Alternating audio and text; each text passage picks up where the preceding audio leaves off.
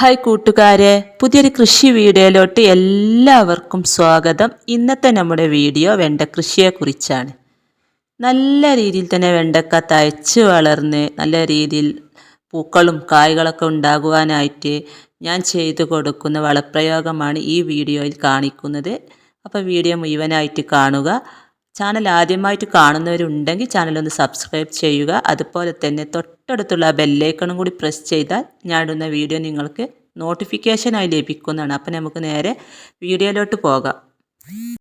ഇത് കണ്ടോ, 2 ആഴ്ച മുമ്പ് നട്ട വെണ്ടത്തൈകളൊക്കെ ഇതാ ഇത്രയും ആയിട്ടുണ്ട്. നല്ല കരുത്തോടെ തന്നെ ഇതൊക്കെ വളർന്നു വരുന്നുണ്ട്. അപ്പോൾ അടുത്തൊരു വളപ്രയോഗം ചെയ്യേണ്ട ഒരു സമയം ആയിട്ടുണ്ട്. ഈ തൈകൾ നടുമ്പോൾ മണ്ണ്, ചാണകപ്പൊടി, എല്ലുപൊടി, വേപ്പിൻ പിണ്ണാക്ക് എല്ലാം മിക്സാക്കിയാണ് നട്ടുകൊടുത്തത്. പിന്നീട് വളങ്ങളൊന്നും കൊടുത്തിട്ടില്ല. വീണ്ടും നമുക്ക് ഇതിലോട്ട് വളം ഇടാറായിട്ടുണ്ട്.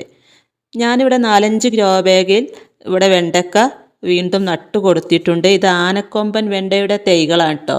നല്ല രീതിയിൽ തന്നെ ഇതൊക്കെ വളർന്നു വരുന്നുണ്ട്. അതുപോലെ തന്നെ മണ്ണൊക്കെ കുമ്മായമൊക്കെ ഇട്ട് ട്രീറ്റ് ചെയ്ത് ഒരു 10 ദിവസം കഴിഞ്ഞതിന് ശേഷമാണ് ഇതിലോട്ട് ജൈവ വളങ്ങളൊക്കെ കൊടുത്ത് ഈ തൈകൾ നട്ടു കൊടുത്തത്. അപ്പോൾ നമുക്ക് ഇതിലോട്ട് അടുത്ത വളം ചെയ്യേണ്ട ഒരു സമയം ആയിട്ടുണ്ട്. അപ്പോൾ നമ്മൾ ആദ്യം തന്നെ ചെയ്യേണ്ടത് ഇതിന് ചുവട്ടിലുള്ള ഈ കരിയിലകളൊക്കെ മാറ്റിയതിന് ശേഷം ചെറുതായിട്ട് ഇതിൻ്റെ ചുവടൊക്കെ ഒന്ന് വേരൊന്നും പൊട്ടിപ്പോവാതെ ഇളക്കി കൊടുക്കണം. നമ്മൾ ആഴ്ചയിൽ ഒരു വട്ടമൊക്കെ ഇതിൻ്റെ ചുവട് ഇതുപോലെയൊക്കെ ഒന്ന് ഇളക്കി കൊടുത്ത് കഴിഞ്ഞാൽ നല്ലൊരു വായുസഞ്ചാരം ചെടികൾക്ക് കിട്ടുകയും ചെയ്യും. വേരോടാനൊക്കെ വളരെ നല്ലതാണ്. അതുപോലെ തന്നെ നമ്മൾ കൊടുക്കുന്ന വളമൊക്കെ ചെടികൾക്ക് പെട്ടെന്ന് വലിച്ചെടുക്കാനും സാധിക്കും. അപ്പോൾ ഇത് കണ്ടോ, മണ്ണൊക്കെ നല്ല ഇളക്കമുള്ള മണ്ണാണിതാ. ഇതിൽ കൂടുതലും ഞാൻ ഉണങ്ങിയ കരിയിലകൾ നിറച്ചിട്ടാണ് ഈ പോട്ടി മിക്സൊക്കെ ഇട്ട് കൊടുത്തത്. മണ്ണിൻ്റെ അളവ് വളരെ കുറവാണ് ഇതിൽ. അപ്പോൾ എല്ലാത്തിൻ്റെ ചുവട്ടിലും നമ്മൾ ഇതുപോലെ ഉണങ്ങിയ കരിയിലയൊക്കെ പുതയിട്ട് കൊടുത്തിട്ടുണ്ട്. നല്ല ചൂടാണല്ലോ. അപ്പോൾ ഈ ചൂടുള്ളൊരു സമയത്ത് നമ്മൾ ഇതുപോലെ വാഴയുടെ ഇലകളെ അല്ലെങ്കിൽ നമ്മൾ മുറ്റത്തു നിന്നൊക്കെ അടിച്ച് വാരി വെക്കുന്ന കരിയിലകളൊക്കെ ഉണ്ടെങ്കിൽ അതൊക്കെ നമുക്ക് ചെടികൾക്ക് ചുവട്ടിൽ ഇങ്ങനെ ഇട്ട് കൊടുക്കാം. കളകൾ വന്ന് നിറയൂല നമ്മൾ ഇതുപോലെ കരിയിലൊക്കെ ഇട്ട് കൊടുത്ത് കഴിഞ്ഞാൽ. അതേപോലെ ഗ്രോ ബാഗ് നിറക്കുമ്പോൾ ഞാൻ 3/4 ഭാഗത്തോളം ഉണങ്ങിയ കരിയില നിറച്ചിട്ടാണ് ഇതിൽ പോട്ടി മിക്സ് നിറച്ച് കൊടുത്തത്. ആ കരിയിലൊക്കെ പൊടിഞ്ഞ് നല്ല വളക്കൂറുള്ളൊരു മണ്ണാവും. അപ്പോൾ ഉണങ്ങിയ കരിയിലകളൊക്കെ ഉണ്ടെങ്കിൽ നമ്മൾ എടുത്ത് വെച്ച് കഴിഞ്ഞാൽ ചെടികൾ നടുമ്പോഴും ഉപയോഗിക്കാം. അതുപോലെ തന്നെ ചെടികളുടെ ചുവട്ടിൽ പുതയിട്ട് കൊടുക്കുകയും ചെയ്യാം. അപ്പോൾ ഇതാ എല്ലാ ഗ്രോ ബാഗിൻ്റെ ചുവടും ഞാൻ ചെറുതായിട്ട് മണ്ണൊക്കെ ഇളക്കി കൊടുത്തിട്ടുണ്ട്. പിന്നെ ഇതാ വളമായിട്ട് ഞാൻ ഇവിടെ എടുത്തിട്ടുള്ളത് കുറച്ച് ഉണങ്ങിയ ചാണകപ്പൊടി എടുത്തിട്ടുണ്ട്. പിന്നെ ഇത് കണ്ടോ, നമ്മുടെ കിച്ചൺ വേസ്റ്റ് കമ്പോസ്റ്റാണ് കേട്ടത്. നല്ല രീതിയിൽ തന്നെ ഇത് കമ്പോസ്റ്റായി കിട്ടിയിട്ടുണ്ട്.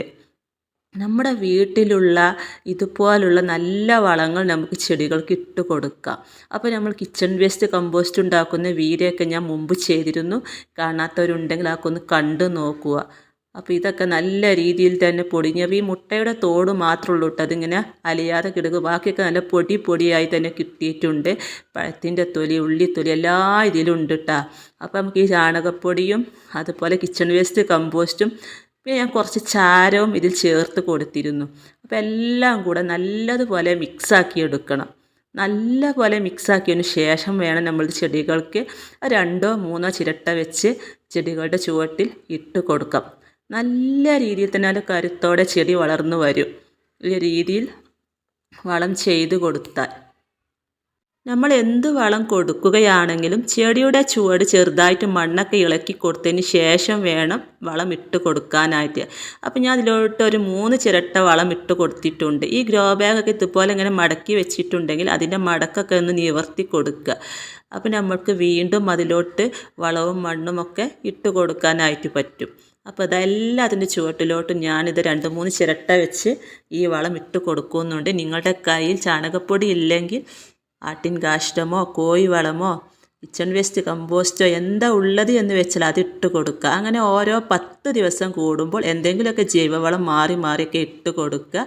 ആഴ്ചയിൽ ഒരു ദിവസം കടലപ്പിണ്ണാക്ക് പുളിപ്പിച്ച് ജൈവ സ്ലറിയും കൂടി കൊടുത്ത് കഴിഞ്ഞാൽ നല്ല കരുത്തോടെ നല്ല ആരോഗ്യത്തോടെ തന്നെ നമ്മുടെ ചെടി വളർന്ന് നിറയെ പൂക്കളും കായ്കളും ഒക്കെ ഉണ്ടാവുന്നതാണ്. അപ്പോൾ അതാ എല്ലാത്തിൻ്റെ ചുവട്ടിലും മണ്ണിളക്കി വളം ഇട്ട് കൊടുത്തു. പിന്നെ നമ്മൾ എന്താ ചെയ്യേണ്ടതെന്ന് വെച്ചാൽ വളം ഇട്ട് കൊടുത്തതിന് ശേഷം അതിൻ്റെ മുകളിലോട്ട് മണ്ണും കൂടെ ഇട്ട് കൊടുക്കണം. ഇങ്ങനെ ഓരോ 10 ദിവസം കൂടുമ്പോൾ ഇതുപോലെ വളമിട്ട് കൊടുത്ത് മണ്ണൊക്കെ ഇട്ട് കൊടുത്താൽ നല്ല കരുത്തോടെ ചെടി വളർന്ന് വരും. അപ്പോൾ എല്ലാത്തിൻ്റെ ചുവട്ടിലോട്ട് ഞാൻ ആ വളമൊക്കെ മൂടുന്ന രീതിയിൽ മണ്ണും കൂടെ ഇതുപോലെ ഇട്ട് കൊടുക്കുന്നുണ്ട്. ഒരു 4-5 മൂട് വെണ്ട ഉണ്ടെങ്കിൽ നമ്മുടെ വീട്ടാവശ്യത്തിനുള്ള വെണ്ടക്ക നമുക്ക് കിട്ടും. നമ്മളൊന്ന് മനസ്സ് വെച്ചാൽ മാത്രം മതി നമ്മുടെ വീട്ടിലേക്ക് ആവശ്യമുള്ളതായ പച്ചക്കറികൾ നമുക്ക് ഇതുപോലെ ബാഗിൽ, അതുപോലെ പ്ലാസ്റ്റിക്കിൻ്റെ ചാക്കിൽ, ചെടിച്ചട്ടിയിലൊക്കെ ഉണ്ടാക്കിയെടുക്കാനായിട്ട് സാധിക്കും. നമ്മൾ ഇതുപോലെ വളങ്ങളൊക്കെ ചെയ്ത് കഴിഞ്ഞ് മണ്ണൊക്കെ ഇട്ട് കൊടുത്താൽ വീണ്ടും അതിൻ്റെ മുകളിലോട്ട് ഉണങ്ങിയ കരിയില കൊണ്ടൊക്കെ പുതയിട്ട് കൊടുക്കുക. നല്ല ചൂടായതുകൊണ്ട് തന്നെ ഇതിൻ്റെ ചുവട്ടിലോട്ട് അധികം വെയിലൊന്നും അടിക്കില്ല. അതുപോലെ തന്നെ നല്ലൊരു ഈർപ്പവും തണുപ്പൊക്കെ ആ ചെടിക്ക് കിട്ടുകയും ചെയ്യും. ഇതുപോലെ ഉണങ്ങിയ കരിയിലയൊക്കെ ഇട്ട് കൊടുത്ത് കഴിഞ്ഞാൽ അപ്പോൾ അതെല്ലാത്തിൻ്റെ ചുവട്ടിലും ഞാൻ വളവും മണ്ണും അതുപോലെ കരിയിലയും ഒക്കെ ഇട്ട് കൊടുത്തിട്ടുണ്ട്. ഇനി നമുക്ക് നല്ല രീതിയിൽ തന്നെ ഒന്ന് നനച്ച് കൊടുക്കുക. ഈ സമയത്ത് നമ്മൾ 2 നേരവും നനച്ച് കൊടുക്കാനായിട്ട് ശ്രമിക്കണം. അതേപോലെ തന്നെ നമ്മുടെ വെണ്ടച്ചെടിയിൽ കാണുന്ന ഒരു പ്രശ്നം എന്താണെന്ന് വെച്ചാൽ ഈ കൂമ്പ് ഭാഗത്തായിട്ട് ഉറുമ്പിൻ്റെ ശല്യം കാണാറുണ്ട്. അങ്ങനെ ഉറുമ്പിൻ്റെ ശല്യം കാണുകയാണെങ്കിൽ കുറച്ച് മഞ്ഞൾപ്പൊടി വിതറി കൊടുക്കുന്നത് നല്ലതാണ്. അപ്പോൾ ആ ഉറുമ്പിൻ്റെ ശല്യം മാറിക്കിട്ടും. പിന്നെ വരുന്ന രോഗമാണ് വെണ്ടയുടെ ഈ പച്ച കളർ നഷ്ടപ്പെട്ടു പോയി മഞ്ഞ കളറിലോട്ട് വരിക. മൊസൈക്ക് രോഗം എന്നാണ് അതിന് പറയുക. അങ്ങനെ വരുവാണെങ്കിൽ ആദ്യം വരുന്ന ഇല കട്ട് ചെയ്ത് കളയുക. എന്നിട്ട് വെളുത്തുള്ളി നന്നായിട്ട് മിക്സിയുടെ ജാറിലിട്ട് അരച്ചിട്ട് അതൊന്ന് വെള്ളം ചേർത്തിട്ട് സ്പ്രേ ചെയ്ത് കൊടുത്താൽ മതി. അപ്പോൾ അടുത്ത കൂമ്പൊക്കെ നന്നായിട്ട് വന്നോളും. നമുക്കിത് ഏത് പച്ചക്കറികൾക്കും ഉപയോഗിക്കാം. വെളുത്തുള്ളി അരച്ച ഈ മിശ്രിതം, വെളുത്തുള്ളി മിശ്രിതം അല്ലെങ്കിൽ വേപ്പെണ്ണ ഒരു 5 ml എടുത്തിട്ട് 1 ലിറ്റർ വെള്ളത്തിലോട്ട് ചേർത്തിട്ട് സ്പ്രേ ചെയ്താലും ആ രോഗം മാറിക്കിട്ടും. രോഗം വന്ന ഇല നശിപ്പിച്ച് കളയണം. എല്ലാത്തിൻ്റെയും ചുവട്ടിലൊക്കെ നന്നായിട്ട് വളമിട്ട് മണ്ണൊക്കെ ഇട്ട് കൊടുത്ത് നമ്മൾ നല്ല രീതിയിൽ ശ്രദ്ധിച്ചാൽ അടിപൊളിയായിട്ട് തന്നെ വെണ്ടച്ചെടി വളർന്ന് ഇഷ്ടം പോലെ നമുക്ക് വെണ്ടക്ക വിളവെടുക്കാനായിട്ട് സാധിക്കുന്നതാണ്. രോഗങ്ങൾ വരാനായിട്ട് നിൽക്കരുത്. രോഗം ഉണ്ടെങ്കിലും ഇല്ലെങ്കിലും നമ്മൾ വേപ്പെണ്ണ വെളുത്തുള്ളി മിശ്രിതം ആഴ്ചയിൽ 2 തവണയൊക്കെ സ്പ്രേ ചെയ്ത് കൊടുക്കുക. ഇലകളുടെ ചുവട്ടിലും മുകളിലുമൊക്കെ നല്ല രീതിയിലാവുന്ന രീതിയിൽ വേണം സ്പ്രേ ചെയ്ത് കൊടുക്കാനായിട്ട്. ഇത്രയും കാര്യങ്ങൾ ശ്രദ്ധിച്ചാൽ നമുക്ക് നല്ല രീതിയിൽ വെണ്ടക്ക ഇഷ്ടംപോലെ വിളവെടുക്കാം. എല്ലാവരും കൃഷി ചെയ്യുക.